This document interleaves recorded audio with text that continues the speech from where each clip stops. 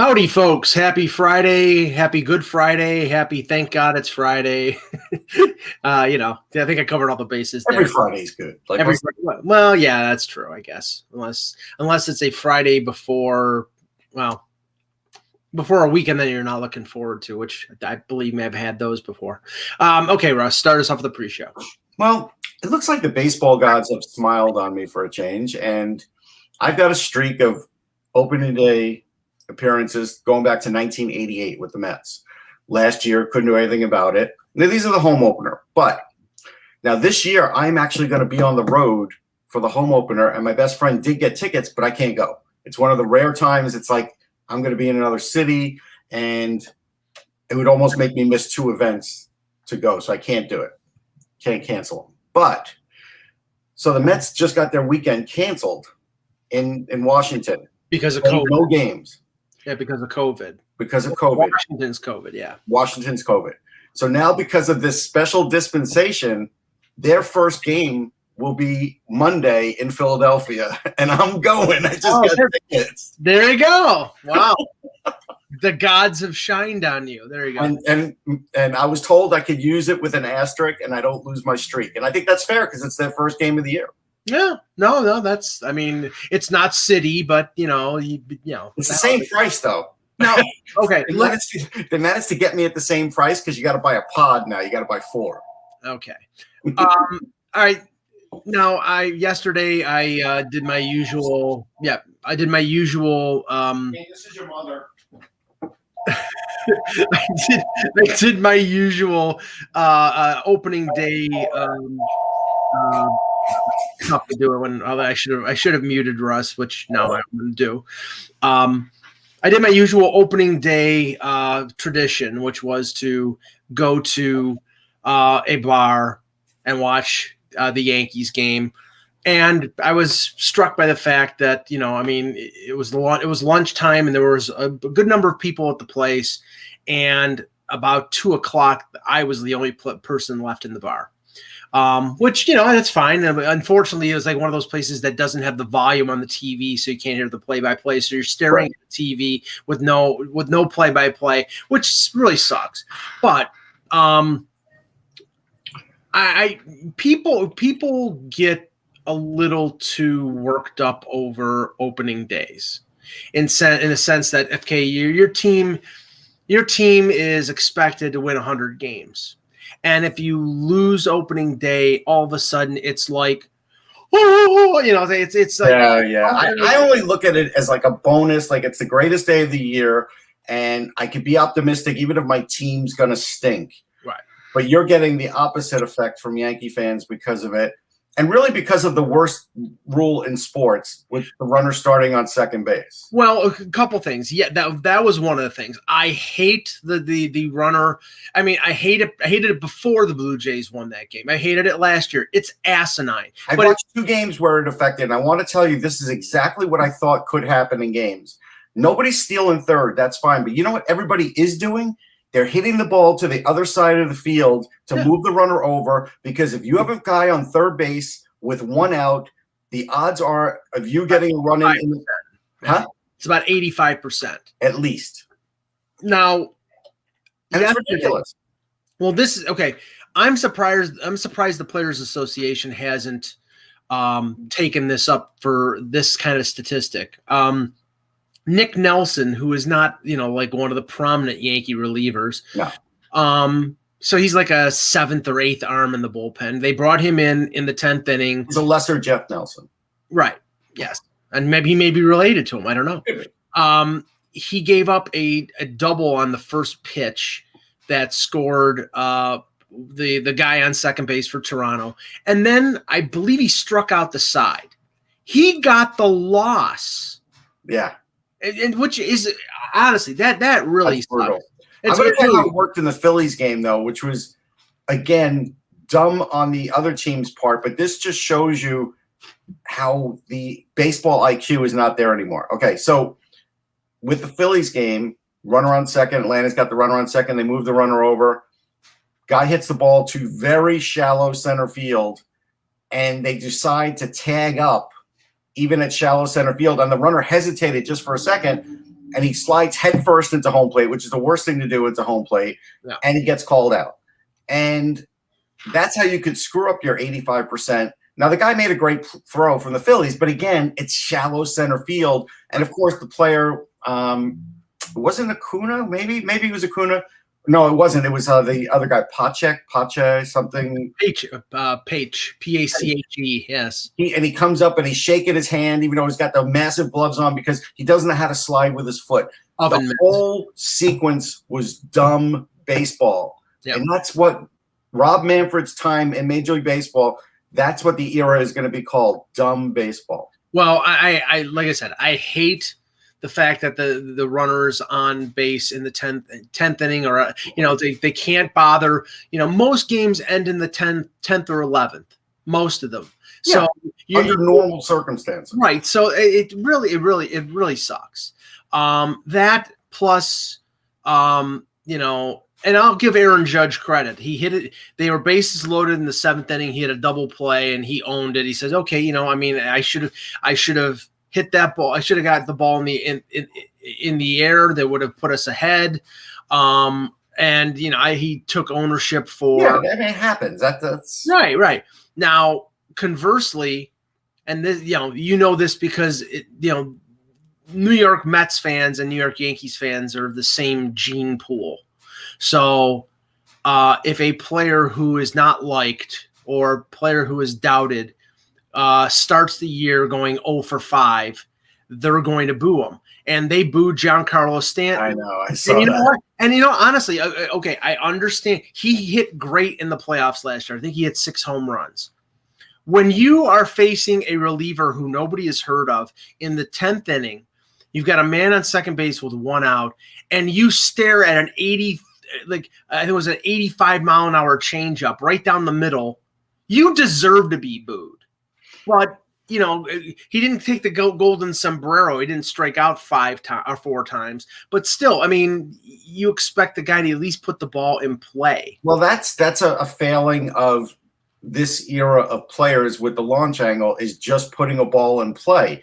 Yeah. You would almost, in the 10th inning with the runner on second, you would almost rather have contact hitters coming up instead of home run hitters. Yeah. No. I agree. But it's just. If I were a manager and I had an all or nothing guy like Adam Duvall, I would pinch hit for him, for a guy who I know is going to make contact. Yeah. Even somebody who can bunt. Right. Well, that's a whole other thing, because apparently Jay Bruce can. And that goes back to when he was with the Mets, too. I remember either the Mets tried it once or he said he doesn't bunt. It was one or the other. And I don't know if I've ever seen Jay Bruce pull off a bunt. Have you? I never have. No, I never have. And, so that hurt him, too. Honestly, like I said to you, I think that if he sucks as bad as he did yesterday for a few more games, what they're probably going to do, and we'll start after this, what they're probably going to do is move Lemieux to first base and play Tyler Wade. And also, I have to tell you, I have to say one thing. Well, that play that he strayed off of first will get him kicked off the everyday roster quicker than anything. I have to say one thing, and that I was a proponent of this. I thought Gleyber Torres, who was a great hitter, but he's not a shortstop. He played it for most of his minor league career. They played him at second base. He was really good at second base. They moved him to short because they didn't want to sign Didi Gregorius. And he made a couple plays yesterday that were terrible. A couple ground balls. He's at best an average shortstop. And they, maybe next year after. But the problem is they've sort of locked themselves into a situation where they have the home run hit leader in Voit at first base. They have LeMahieu, who they signed for 5 or 6 years. They have Torres at shortstop. If you want to move Torres back to second base, that means moving LeMahieu to first and probably either DHing or trading Voit.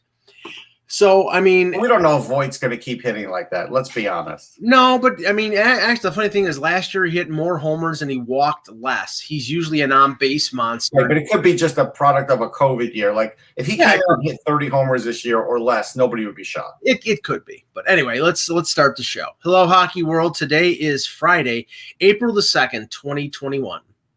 I'm Russ Cohen, and there's just nothing like a whining Yankee fan. Who was that? Oh, yeah, because I wasn't whining. I'm just And for all those championships, they still find something to whine about. It's amazing. well, they haven't won one since 2009. So for the franchise that is destined to win every year. I'm Michael Agello, and this is the HockeyBuzzcast here on HockeyBuzz.com, 1986. Okay, let's. At least they've been to the World Series more recently than the Yankees. Yes, and you lost to the Royals. Sorry. Okay. The news that broke about an hour ago is of great concern. Right now, at first Adam Gaudette was the only player on the Vancouver Canucks that had tested positive, or at least was in protocol. We have to be careful saying tested positive because we don't know. Because you don't know for sure. We don't know for sure.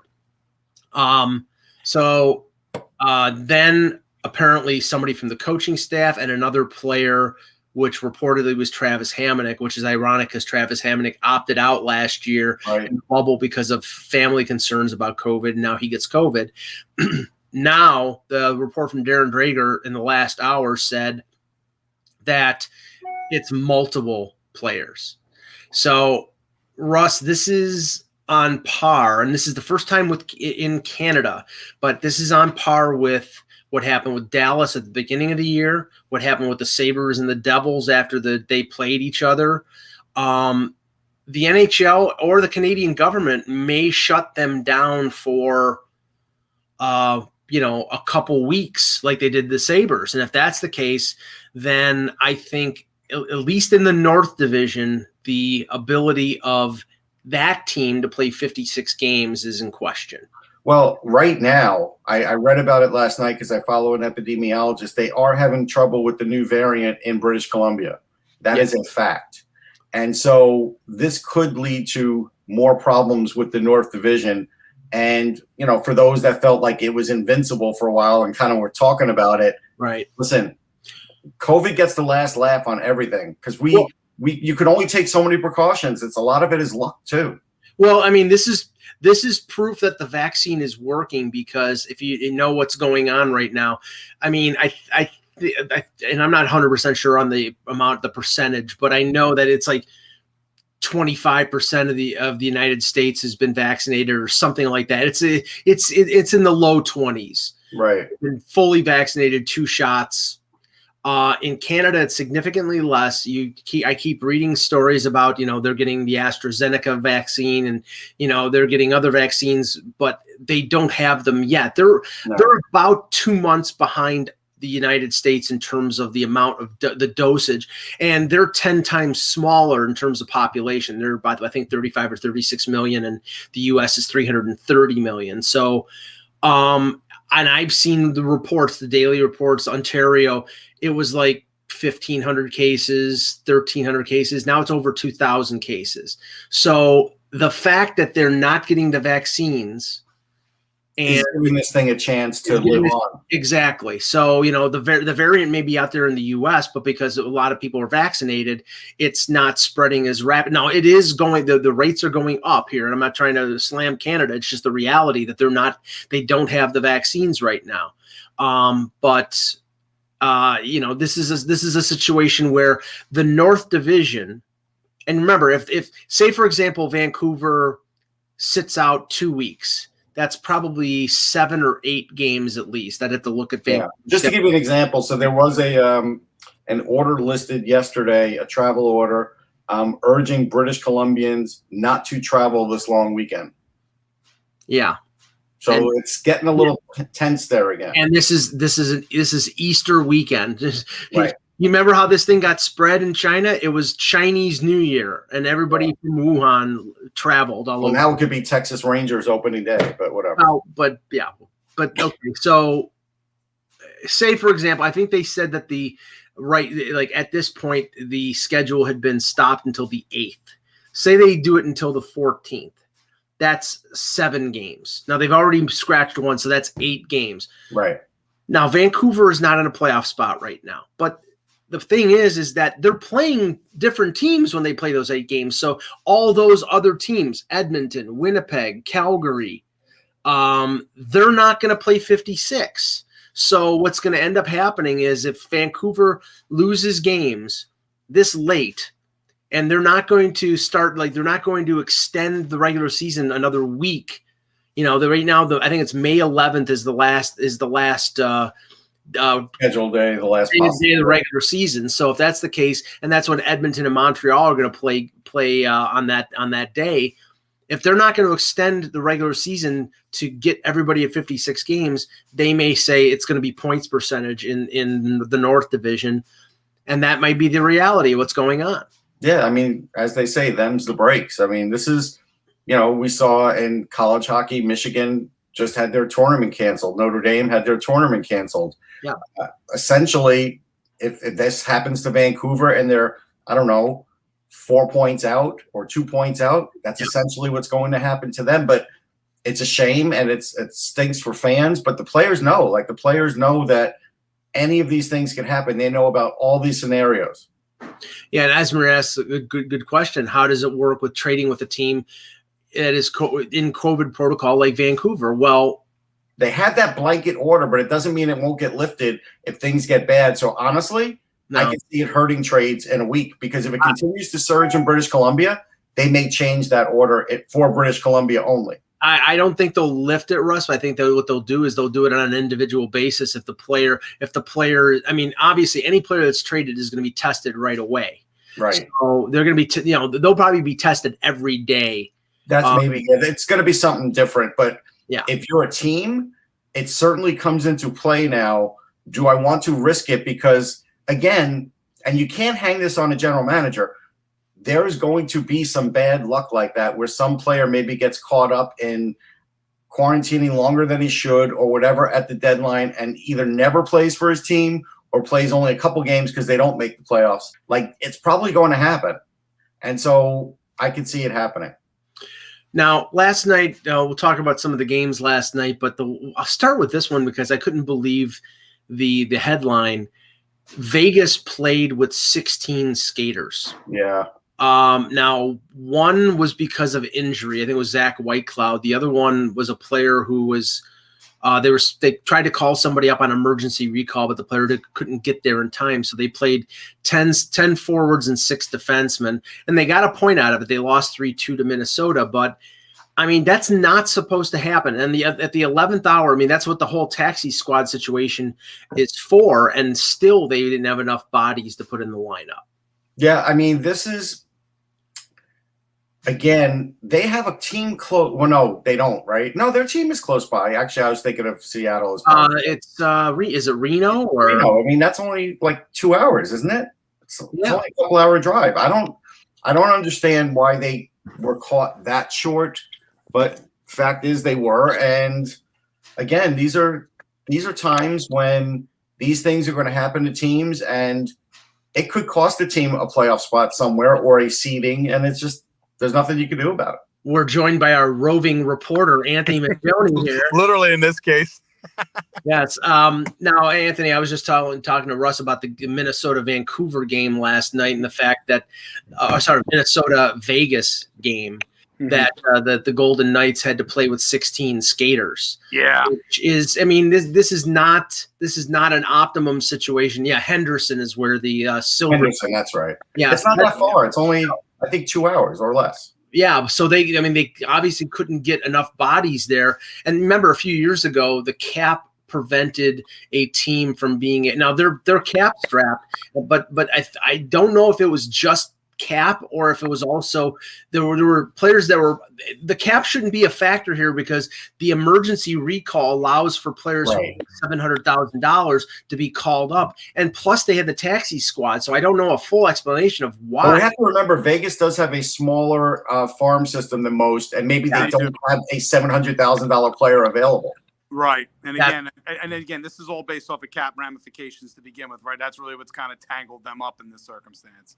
Yeah. So it's about as suboptimal situation as you could think of, short of what's happening in Vancouver, obviously.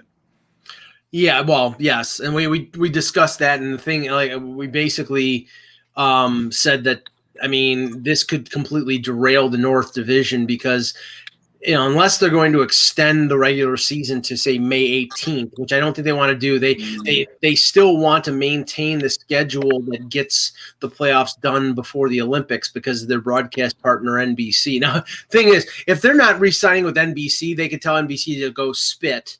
But more than likely, they're not going to do that because they don't want to offend their broadcast partner. But what are they going to do? Put the game on USA Network? Well, they can't even do that because the Olympics will be on USA Network. Right. Yeah. So unless ESPN Plus or ESPN is willing to take on the Stanley Cup final a year early, which I don't think is going to be the case. They're stuck, and so they're going to have to get the playoffs started. I think it's May 13th. I think that's the day that the playoffs are going to start. So their percentage is definitely going to come into play here. I agree, Mike. It's unavoidable. It's just the timing of this is. But we always knew there was this risk of this season. We all knew that. Yeah. But the timing of this, they thought they were going to be able to get through. But again, this emphasizes the reason as to why you set this thing up as a 4 regional league. Basically 4 different regional leagues to isolate this thing as much as you can in terms of the ramifications overall. But it's definitely not great, no question. Now, going over some of the games last night, the Penguins beat the Bruins 4-1, and I saw a little bit of this game, Russ, and I think there has to be a little bit of a concern with the Bruins right now because, everybody knows that is basically been for the last 4 or 5 years a one-line team. Right. They've been able to succeed because that one line is the best line in hockey, arguably, with Bergeron, Marchand, and Pasternak. But if you were able to at least limit them, as Pittsburgh did last night, Marchand scored the only goal for Boston. But if you're able to limit them, you can win the game, and not easily, but you can win the game. But the thing is that Krejci is older. They're not getting a lot of offense from the second line or their depth forwards. Like Nick Ritchie was having a pretty decent year. The trades that they made last year to bring in Kasha, he's been hurt all year. They're not getting the offense out of Jake DeBrusk. Kasha, I don't think is playing this year. Right. Right. Right. And that's the thing. It's like I think they were depending on him for 10, 12 goals in this. In this shortened season, and he's not there at all. DeBrusk is having a bad year. Charlie Coyle is not having a good year, so they're not getting that secondary offense that they normally do. And they have Ascension up now. How many games now, Russ? How many games is Ascension up? That's a good question. I don't know. Sorry. I stand corrected. Chris Tanev told everybody last night when he was yelling at him. He was yelling at Carson Kuhlman. Apparently, I thought he was talking Ascension, but yeah, no. I saw something that said it was Kuhlman, but okay. I think we have to remember this, Mike. Yeah. For one thing, Rask hasn't been playing in these games. It's been Halak, and this one was Vladar, so we have to remember that. The Bruins are acting very cool about it. Like, hey, we've got faith in these guys, and I think they will to some degree, and they will make some moves because they always make moves. Right. I'm not overly concerned. If they start losing when Rask is back, then I'll be overly concerned. And hidden, like Mark in the chat is bringing it up, hidden in the fact that their second line isn't scoring and their depth isn't scoring. Basically, their top pairing, or one half of their top pairing, is gone. They lost Krug in free agency. They let Chara walk.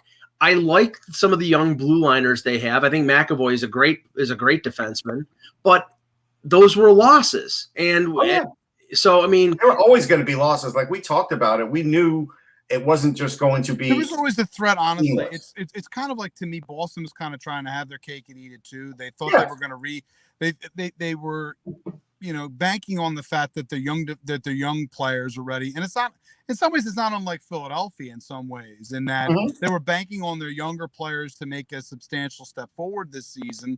And it may have been a bit too much to expect. Yeah, I think there's a lot of that. I do. I think you're right. I think there's a lot of that. I think they had 10 goals out of Ritchie. So, Ritchie's done more than his part. He might end up with 15, 17 goals.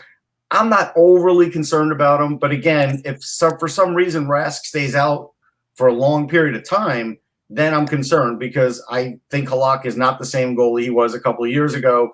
And Vladar is, a young goalie. He's just getting used to this. He's league. a wild card. He maybe he gets on a good tear behind them, and right. But again, it's tossing it up to the wind and hoping he's ready.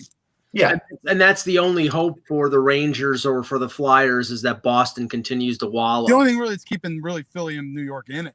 Right. It is the only thing that's if they were playing normal hockey, they'd be out of it. Now, the Rangers blew a 2-1 lead with 3 seconds left to go in regulation against the Sabres, but then won the game. Who was the overtime winner? Oh, Zibanejad. Zibanejad, yeah. He had a one-time. So, I mean, the Rangers have stayed relatively hot here in that East Division, and they're putting pressure. They've got 38. So does Philadelphia. Boston has 41. Boston has 3 games in hand on the Flyers. 3 games in hand on the Rangers, 2 games in hand on the Flyers. I mean, I'll tell you what the difference is, with the Rangers. Zibanejad's a big one, obviously, that now that he's scoring. That's a big deal. Fox certainly is on a 9-game point streak. If he gets 10, then he joins guys like Leach and Brad Park, and that's probably the worst place to be because then everybody starts doing the comparing again. But he's having a great year, and that's a part of it. Trouba's playing a lot better now. Trouba, where he maybe started the year off not fantastic, has really turned it up. Lafreniere is getting some points now, and he's actually getting shots on net now unaccosted. Like he's starting to find his space on the ice, so you can see he may not get, what you think he's supposed to get this year, but he's starting to get confidence. Kakko is actually starting to open things up a little bit with his skating, which he couldn't do at all last year. And so he had a couple of good rushes in that game. He's not scoring like you would hope he would yet, but he's still only 20, and I think he's showing signs. So a lot of those kinds of guys are helping. And, again, Colin Blackwell, he has just been unbelievable. He had 2 posts in this game too, but there was one play where he hit the post, right? The puck gets loose, Panarin gets it, and Panarin's like, no, you're going to score the goal here. You deserve it. Gets it to him, perfect take pass. It goes in. I mean, I have to tell you, and I'm not exaggerating, Panarin's a top 5 player in this league right now. Like, it's just he is so hard to stop on the ice when he heats up. It's unbelievable. No, the phrase they often use with Panarin is that he's got a cloaking device. Yeah, it's like he strikes you at the time when you least. He can be invisible for periods at a time. He'll go for a while, and then all of a sudden, out of nowhere, there he is, and that's it. It's in the net, and then it's on him. He has that perfect pass. He's got a knack. He's an amazing knack for just getting the right pass at the right time. I never knew there were any Romulans in the NHL. Davey Jones makes a point. He said, "I think some Klingons, though." I think Davey said that he feels like Zibanejad was suffering from COVID. I mean, look, he never talked about it. The team never talked about it. There was alleged lost weight. We saw that he wasn't exactly the same. Off season. Once we get to the off season, you might hear a little. Then we'll know. Yeah, but not while they're still playing. They don't miss Tony DeAngelo. Anybody who's saying anything about DeAngelo in the chat room, not only do they not care about trading him, they don't care about him, period. And it's not like they're missing him. I know he had a lot of points, but they're not missing the other part of his game where, he would turn the puck over too. So that really hasn't affected him as much as it could have this year. Now, Russ, somebody brought up in the chat the Brennan Lemieux trade and the report from Larry Brooks that Lemieux had requested a trade. Now, I don't know whether that's tied to Quinn or whether it's just tied to his opportunity in New York to get more ice time. Or, what do you think? I think that's X Radio talking to him. I think it's tied to. Sorry, Quinn. I'm having trouble with the connection. Please. Oh my God. Sherry, shut up. I think it's tied to Quinn in the sense that Quinn didn't like his stupidness on the ice. There's just no other word for it, and that's not really a word, but I made it up. But his stupid play on the ice, his penalties in the offensive zone, I'm going to start up with you now 3 seconds before the second period ends for no reason, like in a tie game, those kinds of things. And like I said, the last game, he started taking like 3 or 4 shots against Philly, like these one-timers, and I'm like, what are you doing? It's like, so I think they just got tired of him, and they probably said something to him, and he's got a short fuse, and so he was probably like, well, then get me out of here. And they were like, fine. Yeah, he did. Before the word is, though, I thought Brooks had reported that even before the Flyers game, he had requested a trade. Oh, I'm sure. He had made a trade request. I'm sure he did. But I'm saying is, I had noticed in those games after that it looked like he had that I don't give a crap attitude on the ice. Right. And I think that's why the Rangers pushed it along, because they were like, look, we don't need this player down the stretch. It's not good for our young players. And they were right. With Blackwell playing the way he's playing, he was eased. Then Lemieux became easily replaceable. Yes, no question about it. He totally took his spot. I'm just gonna shoot this down because Mark in the chat, I keep hearing Eichel to the Rangers. One, Eichel may not play the rest of the season. Everything has been shrouded in secrecy when it comes to that. Second of all, I really seriously doubt that the Sabres are going to trade Eichel unless Eichel comes out and says, I want to be traded. Because the situation is, you have to be careful, Mike, but at the same time, he may also realize that and say, hey, if he does want to get out, that they keep that quiet so they can maximize what they can get for him. That is possible. The minute he opens his mouth, it's, number one, it'll end up limiting his potential places of where he may be able to go. And two, what the Sabres might be able to get back in return. I want to mention one other thing. One other thing from that Ranger game that has been something that's going on in the league, and it's a positive if you have a team that can do it. The league is allowing guys to hang out in the crease now, and if the puck even has a modicum of chance that it's loose and they don't know where it is, most of the time they're not whistling it. So now bigger guys in the crease, like Julien Gauthier yesterday, was able to zig out a puck that was clearly obscured by a goalie. They didn't whistle it. He gets it out to Hedl, who's another big guy that's hard to hold back in the crease. He gets a key goal.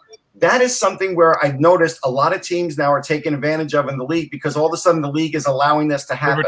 It's the return of old-fashioned power forwards. It is almost, yeah. They get a if they again it comes. I'm in. I'm gonna 1 second. Sorry. Go ahead. Hey, I don't know if you guys can hear me.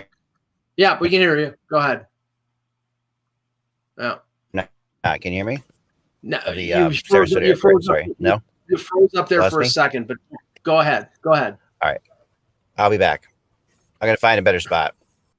Okay. Wow. All right. But anyhow, Anthony's right in the sense that they're letting power forwards be more power forwardy. But you have to remember, in the last couple of years, they've been blowing a lot of pucks dead when they lose sight of it. Well, that's my point, Russ. That if it all comes down to how the refs are going to call it. If the refs aren't going to make that whistle, then those big bodies can get in there and do what they used to do years ago. Well, right. That's a good point. That's what's happening. I did notice one thing in the Leafs Jets game, Russ, that the Zach Hyman goal I thought was going to get waved off because he was pushed by a defenseman in the crease, and I thought he had made contact with Hellebuck. And once the puck had hit the post from the Matthews shot, it came out, and he was in the crease, and he was standing where the goalie was standing, and he buried it. And I thought it was plausible that he'd be called for goalie interference, and they called it a goal. I was a little surprised, but maybe they're loosening up on that. Yeah, and two other notice things about the Sabres in that game. Middlestat really is getting his confidence. He made a terrific cross-ice pass to set up a goal in that game, and he's been coming on. So I'm really happy to see what he's playing number one center minutes. I know, but there's no pressure right now on Casey Middlestat. There's no like Ralph Kruger expecting a lot. Granato's very easygoing here. He's letting these guys do a lot of what they normally would do in games, and it's working. Even Skinner looks a lot better. The one guy, and Chris Liz sent me an email about this. He said, if you're Lou, do you go for Palmieri or Hall? I am going for Palmieri over Hall. If Taylor Hall is just playing out the string in Buffalo, I don't want him on my team. Well, okay. I got news for you. I don't want him anywhere near it, because how do I know he's giving his best effort when I get him in wherever team he's going to? If he's going this is his next contract now, Russ. Right. Yeah, I don't care. I'm not doing it if I'm a GM. Well, I think it would be hard pressed at a very reasonable cost. The team not taking that. It won't be reasonable. That's the thing. It won't be that reasonable. The interesting thing that came out yesterday was Mike Harrington on Harrington's point. Right, go ahead. Now, it was okay. If you're waiting for a team to pony up a first round pick, he thinks that's an exercise in futility because of the way. Not for a pending UFA. No way. But honestly, I think it's a no lose for the Sabres to wait to hope to get more. That's true. Because if he were to get hot, you would get more. That's the conversation we had yesterday in terms of it behooves Adams to wait and maximize this thing as much as he can before the deadline. At least you don't want to get it too late, and then you're in scramble mode. So if you get something that's pretty decent, you got to jump on it. And you got to worry about next year. Let's get out of the trading deadline for a minute. If you're a team that was thinking about signing Taylor Hall in the offseason, you were probably rethinking that as well. Russ, I think he's locked himself into another 1-year contract. I think so too. Yeah, I mean, everybody was saying, okay, he's signing a 1-year deal with Buffalo to play with Eichel to put up big numbers. He's got 2 goals, and he played all year. 18 points. That's it. Yeah, I mean, he's put up a decent amount of points for the lack of offense that they've had, but he's got 2 goals. So I'm Buffalo. If anybody utters the word, if the word on the other side of the telephone line utters the word the second, and you're a second come out, you immediately say done. I mean, I don't know. I think the interesting thing. If a second round pick is offered or anything else, I would. If I'm Adams, I take it. Well, this is the thing, Anthony. If they're retaining, okay, first of all, now again, I agree. If they're retaining. Okay. Yeah, if they're retaining $4 million, which that's probably what they're gonna have to do to make it tradable.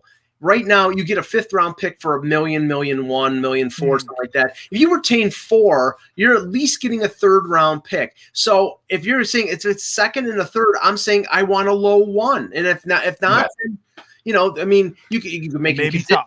That may be tough. Yeah, it may be, but if you're a team that feels like they could win a cup, you probably give them the 27th, 28th overall. You probably would.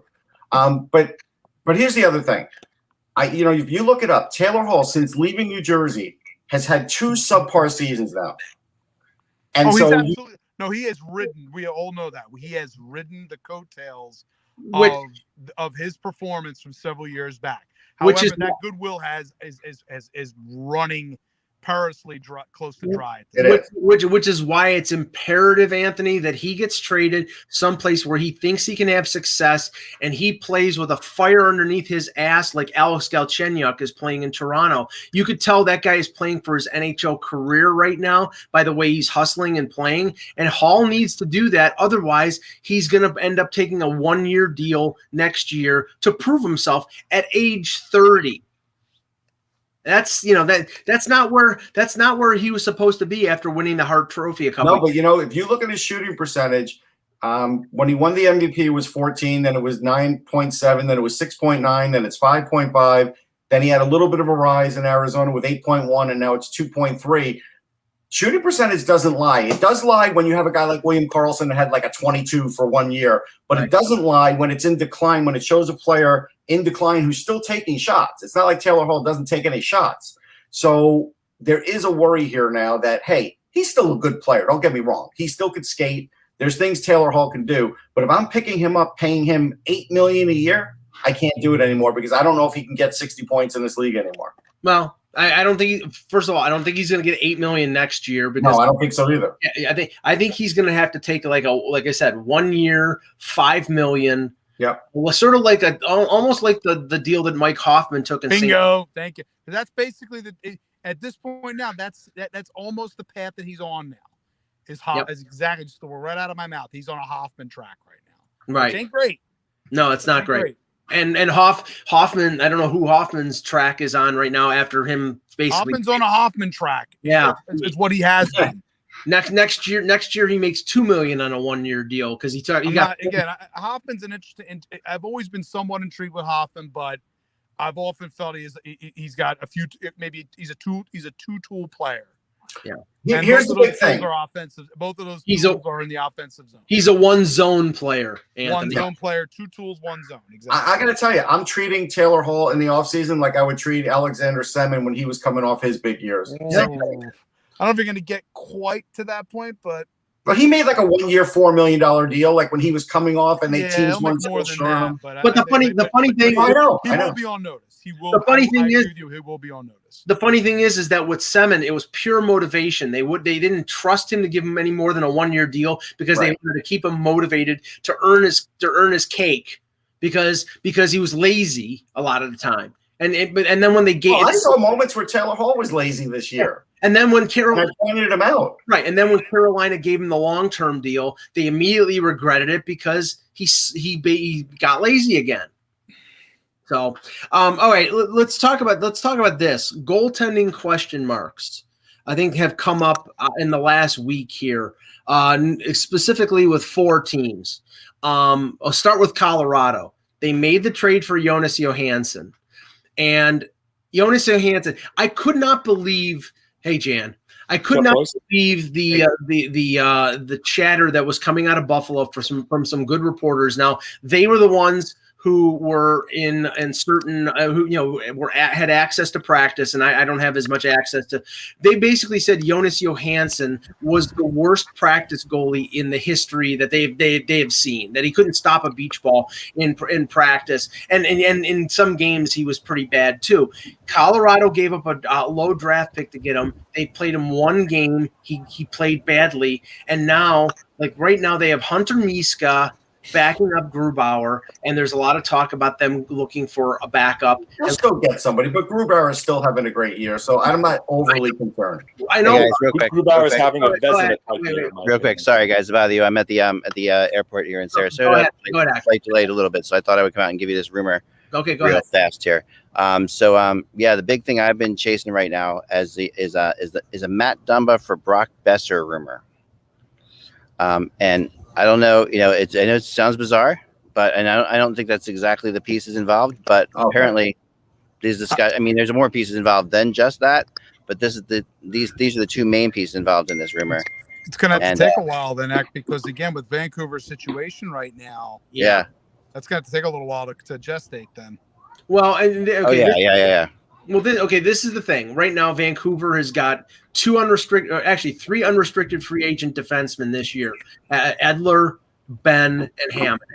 So clearly, they're looking for somebody who's got term on his contract to go in there. But also, do they really want to add a $6 million defenseman to go along with Tyler Myers, to go along with Nate Schmidt when you haven't paid Quinn Hughes? I don't think so. Right. And also, you're taking away. Besser has had a really good year this year. Besser's had a great year. He's on pace to exceed his career high in goals. I know. Even a short season. I know. I agree. And yet, his name has come up a couple times this year, and I don't know why exactly, but we're wedged in a tree. I'm sitting literally in a tree as I do this. It's really hilarious. Is your computer there? My computer is here, wedged in a tree. Yes, I wedged my computer into the branches. At least there's no bears chasing. At least you're not chasing after bears this time, man. The only place I could find that was shady enough to see. I know. I'm just. Oh man, ridiculous. Anyway, that I don't know the details of it. Like I said, it's a Friday though, guys. It's Friday before. We only have 2 Fridays left before trade deadline. Mm-hmm. Last Friday we saw stuff. This Friday we could see stuff as well.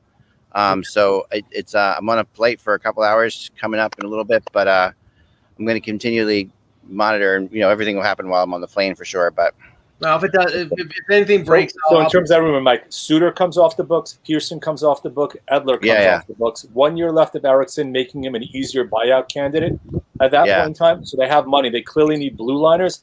I'm not sure if Dumba's the way they're going to go, especially if it's going to cost them Besser. I think they're spending their money on their own guys. I don't understand what the deal is with Besser there. There seems to be some. I just think it was just them being afraid that they can't afford him. It's not like they don't like him. So of course it's not they don't like him, but I think that I guess the price must be really significant that he's looking for. Well, the only thing you're getting 1 extra year of term out of Dumba, who signed for an extra year at $6 million. Besser expires after next year at 5.875. Right. You got to figure he's a $7 to $8 million player. Even with a flat cap going down the road in his next contract. And there's a lot of moves that haven't happened yet. I mean, they've supposedly they're talking contract extension with Tanner Pearson. Right, they are. And they have other big things to do. They have I'm gonna push that money that they're talking about with Pearson into the Besser pile.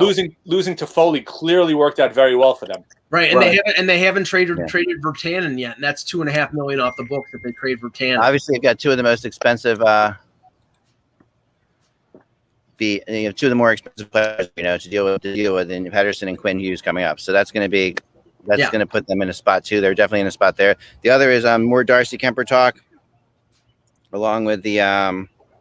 Well, he actually has to play a game first. Yeah, he still has to play a game, but Toronto again back it on. Darcy Kemper talks a lot. Hearing them a lot.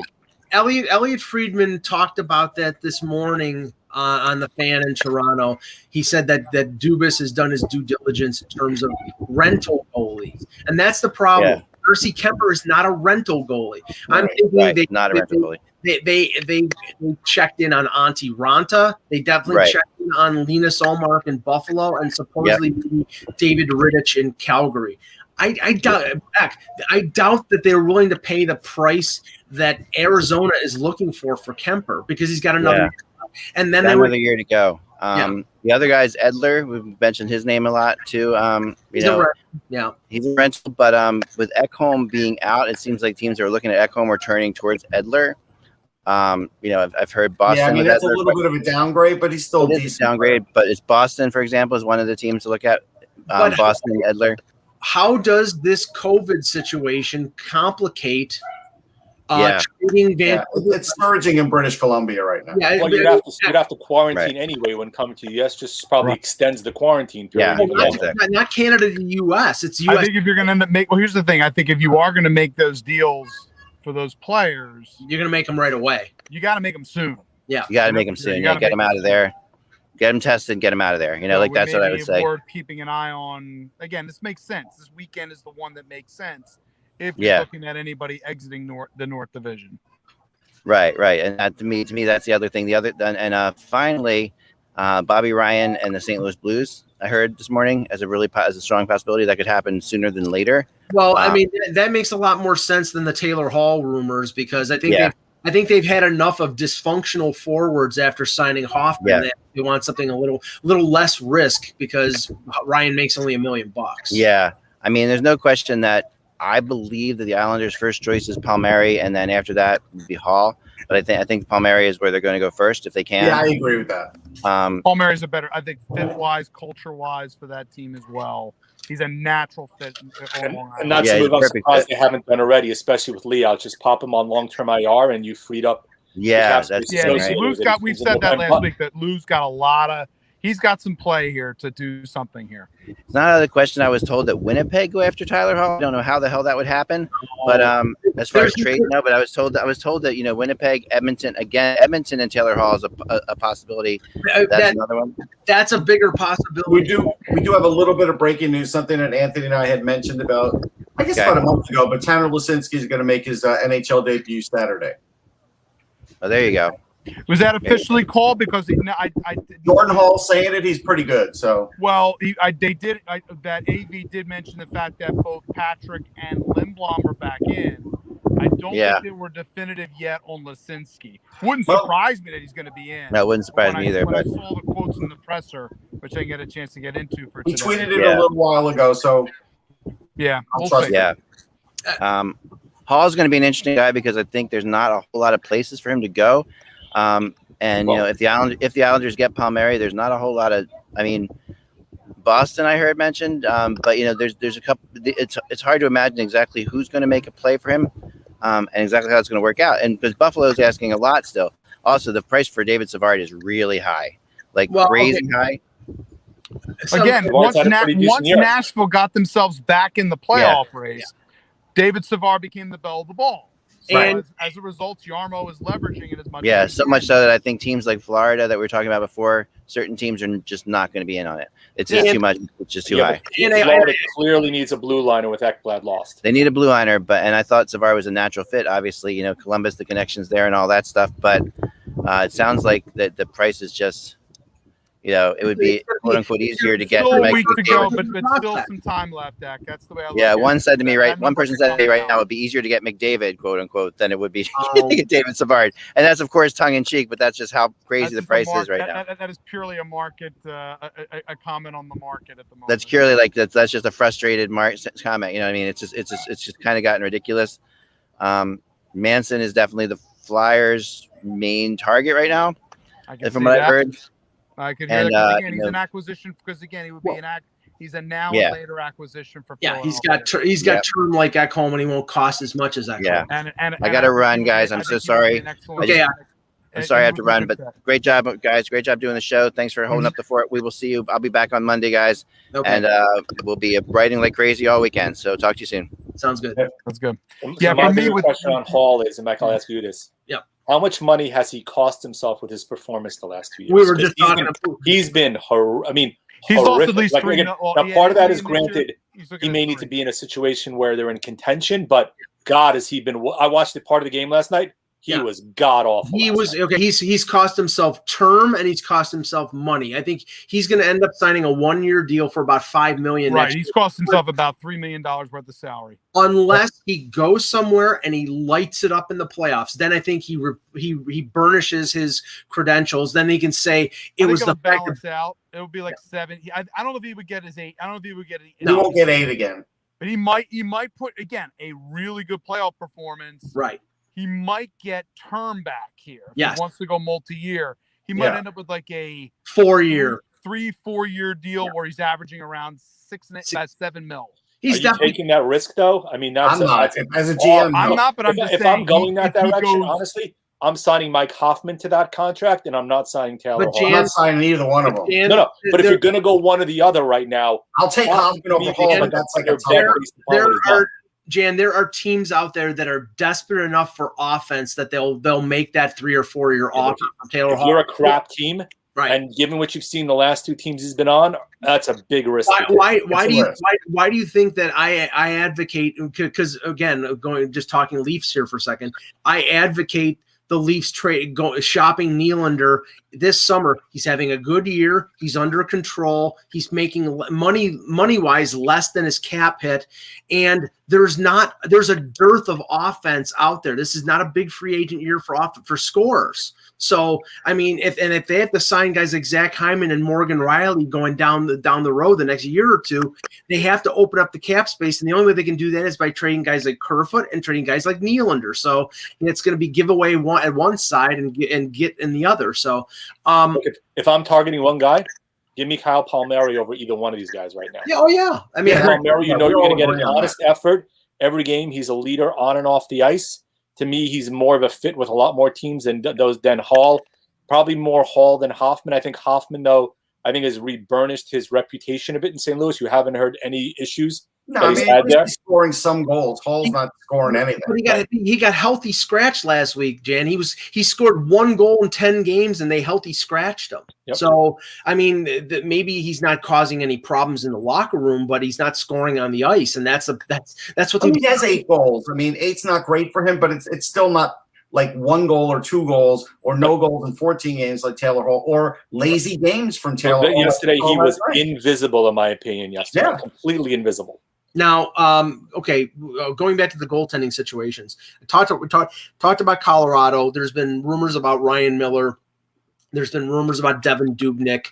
Those would make sense as a 1B or as a number 2 behind Grubauer, simply because Grubauer got hurt last year, and you don't want. I think Colorado has legitimate Stanley Cup aspirations, and if God forbid Grubauer gets hurt, you have to have a backup who can win you games and buy you time. They'll get one at the very last minute, but I don't think Ryan Miller does it, because Ryan Miller. No, he won't be the guy. But Dubnyk or somebody like that will go at the last minute for like a 3rd round pick. Bernier is another possibility. Yeah. Washington last night, they lost 8-4 to the Islanders, and TJ Oshie sideswiped Samsonov, and I think he came out and he didn't return. He did not. it looked like a whiplash concussion type of situation. Now they've had questions this year as it was with, they had Vanacek playing a bunch of games. Now Samsonov came back and he's played fairly well, but if he's out long term, then those questions come right back again, Russ. Yeah, I don't think they're going to rush to anything. They'll put Vanacek in there. They've got some other guys that they can plug in there for a game while Vanacek plays the most of them. I don't think they're going to rush at this. I don't think so either. They're pretty locked into a wait till the very last minute. They're locked into a 1, 2, or 3 seed in that division anyway. I mean, the three teams are tied with 50 points. The next closest is Boston. Boston having 9 points. I don't think Boston's catching them. So they can slow play this a little bit unless they really think Samsonov is out long term. But if not, Vanacek played well enough that you can ride him for a while. You'll supplement him periodically if need be. And then hopefully you get Samsonov back down the stretch run. Yeah, the whole point is that, I mean, they have they have Stanley Cup aspirations, as they should, and I don't know if you're going to tie that to Vitek Vanacek. So I mean, no, but again, I think what you always put late this season, you're putting too much emphasis on the cup contending teams and having that other goalie in case your goalie gets hurt. Like that's always the case. But if you look at history, most teams don't bone up last minute to spend a lot on assets to get insurance. They usually don't. They usually get whatever they can get semi-cheap, and then that's their insurance, and that's all they care to have because they don't think about when their guy's going to be out. Well, it all depends on what teams are willing to pay and what assets they're willing to expend to get that insurance and goal. I mean, Pittsburgh. I think Colorado is going to do it because look. I'm a firm believer, and I'll keep repeating it. Grubauer was healthy last year. In my opinion, they're going to the Cup Finals. No question, I agree with that. Right, so they're a team where they can't go in shorthanded. They need to be aggressive and get guys just to be safe in case, God forbid, something does happen. And they do have tons of assets, so I do think they'll do it, but I don't think all these teams will do it. Now, Pittsburgh, I'd sort of put in the Washington category, Anthony, because Jari is out, but it's not supposed to be season ending, and they've been playing. No. Smith, but they do need somebody who can give Smith some rest because if they're going to have to go because then you're looking at Emil Larmy, and I'm not going to go there just yet. No, not yet. Yeah, he still needs a little bit more time to develop. So no, they may be another team that's in there. That's in that mark. I could see them in the market for a Bernier. Now, right, yeah. Now, if Detroit retains 50% of the $3 million bucks salary. Now, the other one, of course, is Toronto. The news yesterday was that Freddie Anderson is, quote, progressing well, but said that they're going to review his status next week.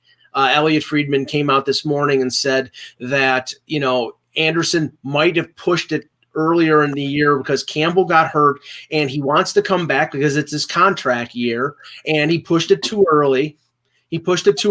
And in that situation, he hurt the Leafs because he was not playing well. And now I think Russ, you're afraid of him coming back too early again because it's his contract year, and it being apt after April 3rd, after April 12th, and then they're stuck. And with a Jack Campbell who can't play every game because of a lingering lower body injury, and if Anderson is not 100%, then you've shot your Stanley Cup chances. And they might rely on Michael Hutchinson, which means they're over with. That is possible. Before that, though, I want to mention with Pittsburgh, Joe Blohnquist, one of the goalies that they drafted last year, is 19. He's not 18 like Kelly Klang. He's on loan. And so when that season ends in Hermis, they could bring him over, start playing him in the AHL. And if he looks like, he could handle it, they might throw him in there, Mike, because he's playing against men anyhow. Yeah. But I'm just saying it's an option that Hextall would look at because he doesn't have to spend assets or money against the cap other than an ELC. True, but the thing is, if you can expect the general manager who got fired because he didn't want to promote Carter Hart to bring in a 19 this would be an emergency situation. I don't think nobody expects. Here's the thing. Don't expect Hextall to do what he did in Philly, in Pittsburgh. He has learned from that. No, but I think if he can find a goaltender out there that he can get relatively cheap instead of promoting a 19-year-old kid who hasn't played in the NHL or the AHL, I think he's going to, the question is, who's going to be relatively cheap? it might be James Reimer, it might be Peter Mrazek because Carolina wants to get rid of him. But I mean, I'm just saying there's a reason that they put him on loan and didn't just say go play for the year. They put him on loan so they can bring him back and let him play some AHL games. Yeah. And I wouldn't rule it out. It's a long shot, but I wouldn't rule it out. Well, one thing you have to factor in also is the expansion, right? You have to have goalies you need to be able to protect. For example, Rangers need to expose somebody, right? The Rangers might have made Kincaid available, but the problem is you need to have somebody. Yeah, they can't make him available. You're right. You have to expose an expansion draft where you got to protect Georgiev. Right. You get exposed, right? So you can't really move him. So that has to be a factor that any team considers before they're willing to move a goalie. And that's why Toronto won't trade for a Kemper, because they're protecting Campbell. They like Campbell, and if Kemper's got a year left in his contract, then they would have to expose. They signed Michael Hutchinson just like the Rangers signed Kincaid for that guy to be the goalie that they offer up an expansion. They go out and trade for a goalie with term like Quick or Kemper, then yeah, you can expose them, but then you've traded assets to get a guy who was just a hole plug for. The only way the Leafs are doing that is if Anderson's out for the year. If he's not out for the year, they're not doing it. Right, and if he's out for the year, then they put him on LTIR, and then that opens up a number of. The only way they're doing it. Otherwise, they'll ride Campbell. If Anderson's out for a long period and Campbell keeps winning, then guess what? Campbell will probably win the starting job. Right, but they might not be able to ride Campbell simply because of the injuries. I mean, again, I think. Let's not count what happened one time this year as it's going to happen again. It's happened it's happened twice, and in the last span he's had to sit out practices because he tweaked it again. So it's clearly something that they're managing, Russ. Right. So what is it? Groin or knee? It's left leg. So it's something that like he went down on one. He went down into the butterfly in a game on the weekend against Edmonton, and he sort of winced getting back up, and that's how he's hurt it twice. So it's something clearly that he's dealing with on an ongoing basis. It happened with the Rangers yesterday. If you watch the game, Shesterkin also looked like he re-aggravated something. He went down, took a while to get back up, and then a couple minutes later got taken out by Fogarty. And you saw him kind of flexing on the ice a little bit. Granted, he said it was nothing major, but he's had groin and leg issues the last year also. Yeah, I mean, I don't think the Leafs are going to do anything yet unless Anderson's out for the year. Well, we have 10 days left to the deadline, so they can slow played for about another week or so, right, and then start to get more aggressive. And it's going to be interesting to see whether when the trades start, because really, I mean, I don't consider the Eric Stahl deal. I mean, Buffalo's in their own individual particular situation that they're dumping now, and they're dumping the guys that they can dump. And honestly, here's one factor: they can only retain salary on one more player. They already retained on Stahl, so more than likely they're holding back to retain on Hall. Yep. And guys like Brandon Montour, who are UFAs. Tobias Reeder's a $700,000 contract. Allmark is making $2 in the twos. They're not going to be able to retain on those guys, so that may lower the return that they can get for a guy like Montour or a guy. Nick is asking a good question here in the chat room, like who's the favorite for the Cup if healthy? I still think it's the Avalanche. I do. I still think it's Tampa Bay. I think you can't discount what the Islanders have done. Also, system-wise, especially if they add a score. Look. Lightning, I think, is viewed as a prism as a favorite, especially if they get Kucherov back, right? I think all of us have that in the back of our head. He'll be back in the playoffs, right? But kind of hard to rule out what the Islanders have done, and given the cohesiveness of that team, they're a good bet, especially if they add a Palmieri or somebody of that ilk to make a really strong run in the playoffs. No, they're a good bet. Look, I think Montreal's a good bet, but I'm just saying I don't think either. I think the Avs are the favorite in my opinion right now. The Islanders, I don't think are the favorite. The Avalanche are my favorite. Oh, the Avs, yes, they are. Yeah. Yeah, I mean the only thing that makes me hesitate with the Avs again is the goaltending. If Grubauer is the guy, saying if Grubauer gets hurt last year, if he's healthy, but it doesn't matter, Mike. That's last year. And if he's healthy, they still make the run. In my opinion, they win. In my opinion, if he's between the pipes, right? Sorry, it's like you can't say it every year. Mike's got whiplash from Frederick Anderson in the playoffs. You got to remember that. He does. Mike has got like the the goalie injury Tourette's. I don't know. Okay. For the departed Eklund, for the departed Anthony Mangione, for Jan Levine and Russ Cohen, I'm Michael Agello. Thank you for watching, and remember, without the buzz,